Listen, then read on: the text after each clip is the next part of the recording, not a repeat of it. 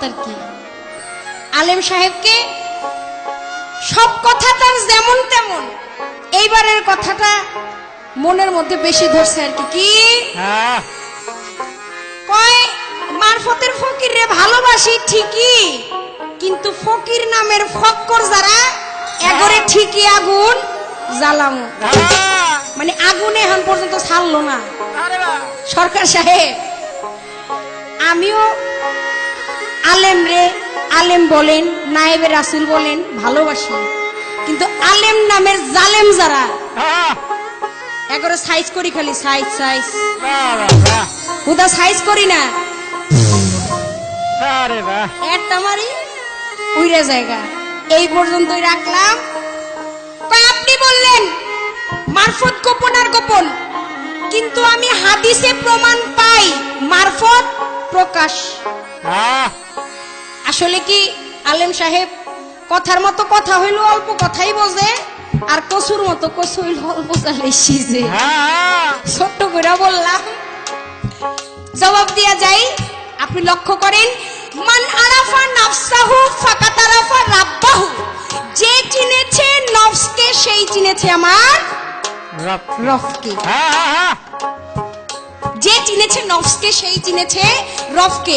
আমার আল্লাহ মানুষের দেহের মাঝে, মানুষের আত্মার মাঝে বিরাজিত। আল্লাহরে কি কেউ দেখছে? এটা গোপন না। এই গোপন ভেদটাকেই যে প্রকাশ করতে পারে, এইটাই মারফত। সহি জবাব। এর চাইতে হাদিসও বুঝি না, দলিলও বুঝি না, নিজের যুক্তি থেকে হাদিস ঠিক রেখে যতটুকু রইল জবাব দিলাম। এইবার সারা স্টেজ তো টুপি মাথায় দিয়া রইল, আর নিজের অভিনয় রে ফুটায় তুললো। পালার গান এই পর্যন্ত ইতি রাখলাম। প্রশ্নের জবাব বলা কওয়া শেষ। একটা বিচ্ছেদ গান আমি গাইব। আলেম কি আজকা রসালা আলেম না রস ছাড়া আলেম? যদি রসিক হয়, যদি প্রেমিক হয় তবে ভালো লেগেছে। আজকে যে আলেমের সাথে গান করলাম সে আমার বিপক্ষে না। কেউ মুর্শিদকে ভালোবাসে, মুর্শিদ ভজে, এইখানে আর কোনো কথা নাই। যে কিনা আমার মতো, আমার রঙে রঙ, আমি তারই ভালোবাসি।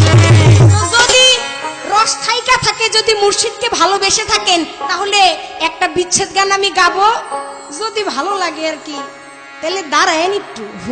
তারপরে আসরে দেখতে পাইতেছি অনেক বাংলাদেশের অনেক বড় বড় শিল্পীরা যারা আজকে আমাদের গান শোনার জন্য এসেছেন। টান একটা দেই, তারপরে দেহি টানের স্রোতের মধ্যে 22-28 কেউ আহিনিকে আনতে পারি না।